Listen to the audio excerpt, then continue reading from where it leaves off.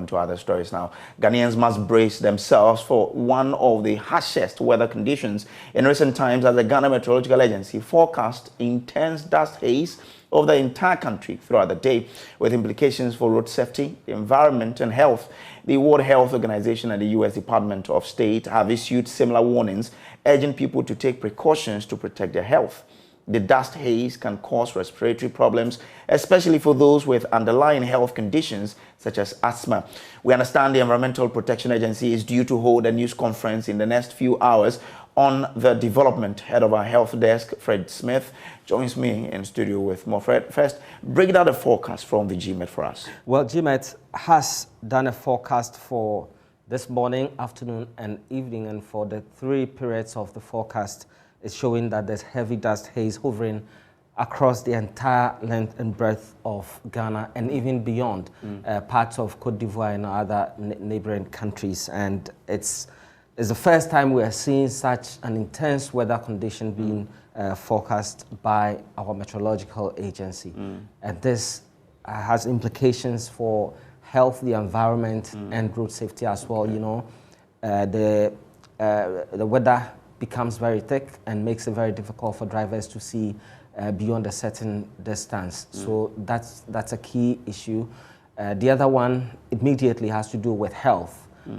People will have difficulty in breathing, especially for persons who have respiratory problems such as asthma and the rest will have. And we've been speaking to a few people. We do not have the data yet, but in the last few days, we're hearing that people are struggling with breathing difficulties, and as they turn up at our hospitals, some are saying that the health professionals are telling them that they are receiving more of such cases in our hospitals. I'm sure in the coming hours we'll get some more details of this from the Ghana Health Service on how things are panning out. But as you mentioned, the EPA is due to hold a news conference to try and address some of these things that we are seeing. Already the U.S. State Department and the WHO are all monitoring, and the conditions under which they find Ghana has been described on the index as hazardous, which is very dangerous. So once the World Health Organization and the U.S. Department are monitoring this and they are giving some sort of precautions, what is it are they asking for Ghanaians to do? Well, the first thing is for people to wear the dust prevention mask. So the mask we've been wearing since the outbreak of COVID-19. So we can continue to wear those masks to prevent further impact on us. And especially for persons who have asthma and other respiratory problems, they must stay indoors, limit outdoor activities, and ensure that they purify their rooms if that's where they are remaining. It's also advised that windows are shut so that we don't allow the dust particles to come in. Okay, so as we speak, you know, the air quality in Accra is being measured as we speak now. Yes. So what you find on your screen now is the air quality in Accra. So the overview is, what's the current air quality in Accra? If you're asking, the answer is that it is unhealthy.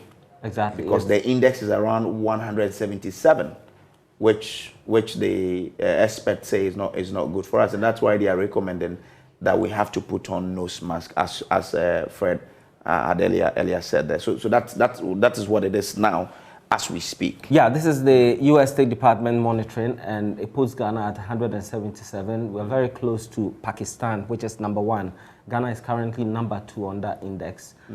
Pakistan is number 1 with around 190 air quality on the index. Interesting.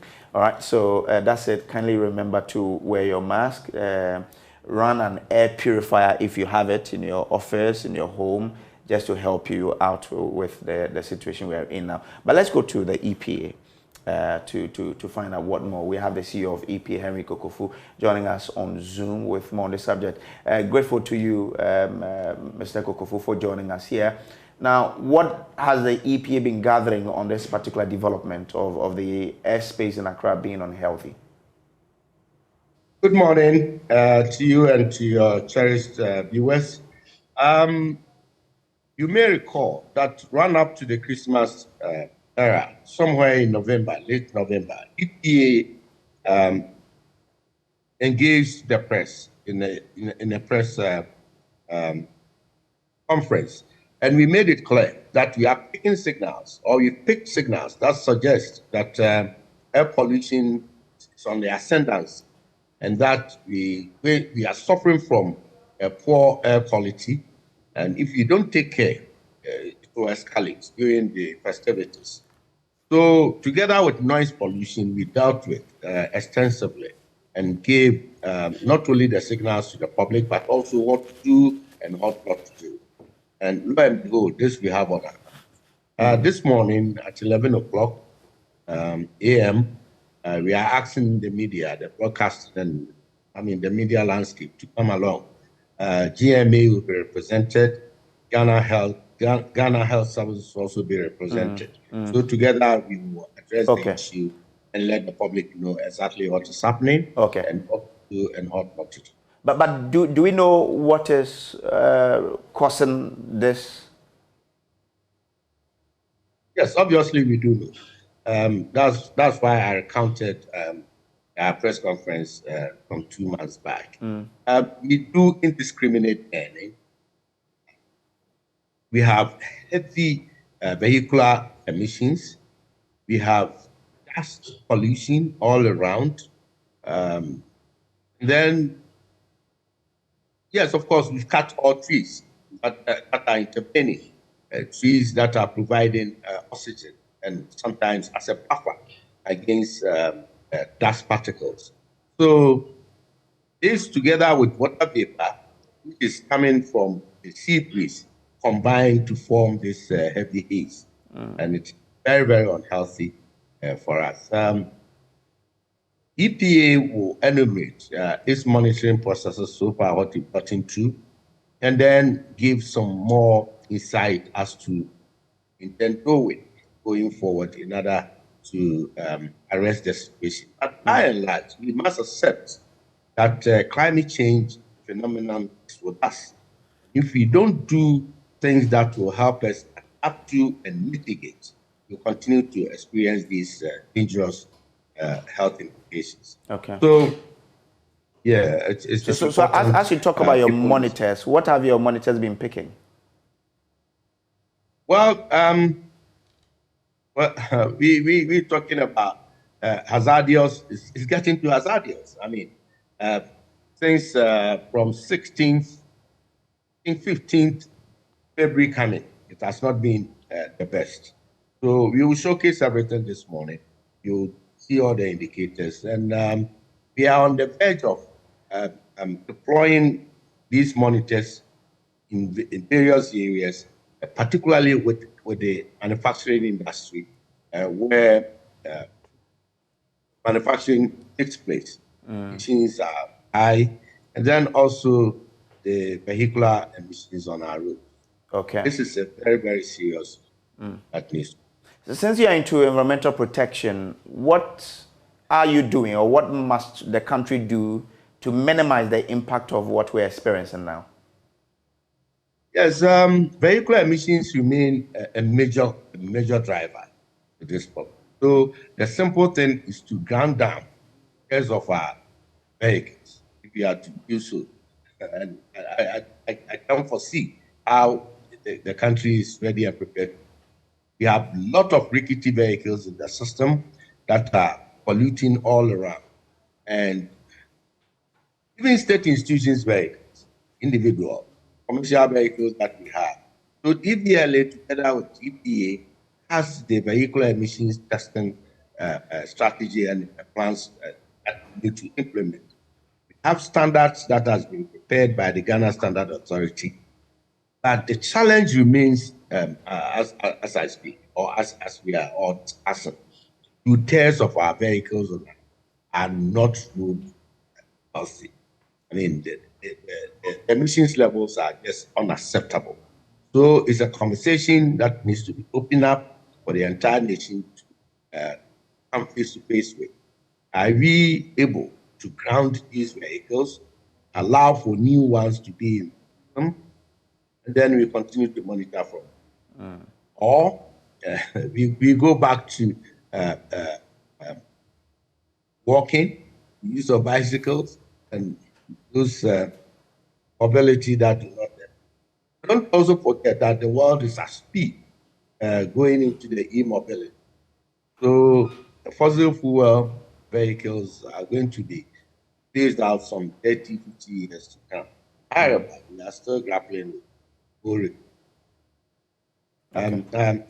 I can say with the fact that your granddad's vehicle is still around and it's 35 years. True or false? What, say that again.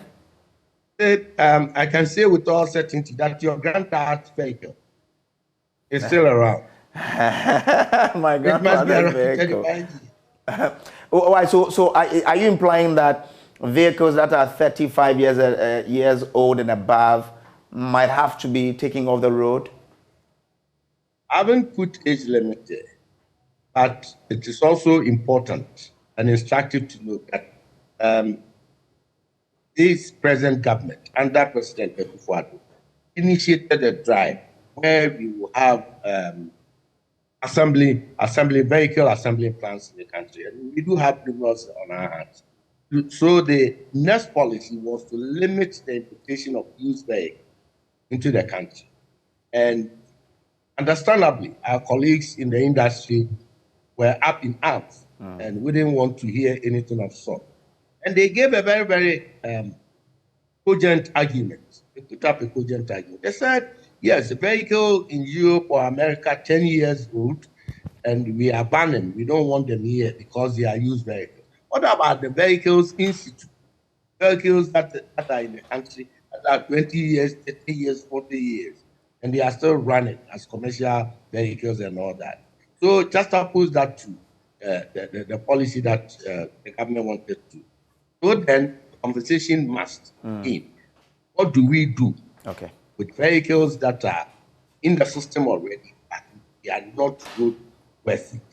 Then again, they are emitting 10 times higher than those that. Okay, all right. Grateful to you, Mr. Kokufu, for joining us here. Let's speak to the Ghana Meteorological Agency. Felicity Ahiafianyo is Head of Central Analysis and Forecasting Office of the agency, and she joins us on the phone now. Thank you so much for joining us. What's accounting for this harsh weather condition that we're seeing today? We've heard the EPA tell us that it's as a result of emissions. Does your observation confirm that, or you have something different? Okay, thank you very much, and good morning to our dear audience. At our point, we deal mostly in the meteorological aspect. We have a season that's the dry season that is still in phase, starting from November, and we expect it to end the ending of this month, and if possible, extend a little bit into March.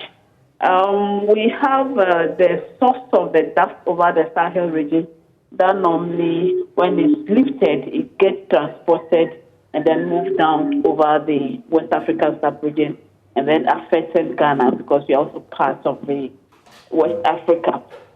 And we have it in stages. We have the first best, the second, and then the third. For 2022-2023 episode, we are having almost all the three best that we have experienced so far reaching the coastal belt.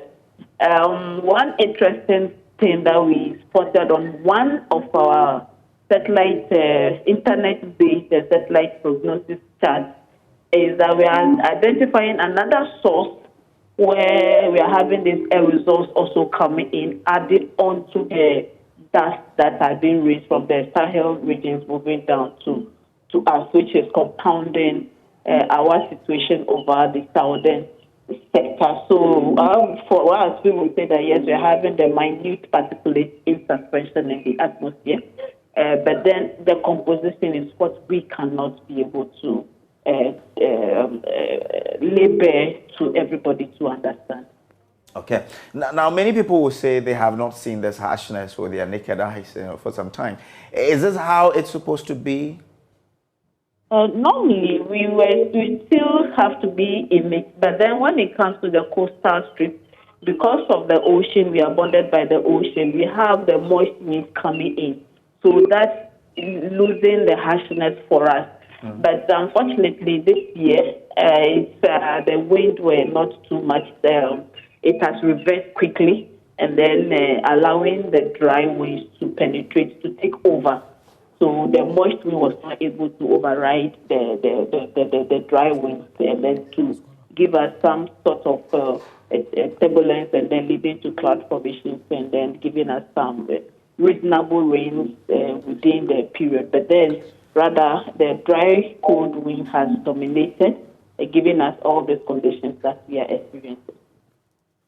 All right, I'm grateful, Madam Ahafenyo, for joining us. She is with the Meteorological Agency. Now, the thing is, you have to take caution, just as Fred Smith said. So people need to be cautious about how they expose, their nostrils out there, right? They have to wear the nose mask. That's the caution there. Indeed. And if you feel the slightest of difficulty in breathing, it will be great to get to a health facility so that you are, especially if you are asthmatic, you are nebulized, so that you are stable. Okay. My son is asthmatic, and throughout yesterday, he was not comfortable at all. Okay. So I needed to get some help for him as well. It's not only about the health, but it's also about the safety on our roads. Okay. Because conditions are not so good for visibility, and so if you're driving, keep a longer distance so that in case there's an issue, you have enough space to brake and to avoid accidents. Okay. People should minimize speed as well. Yeah. I'm grateful to you, Fred Smith, for joining us. Now moving on.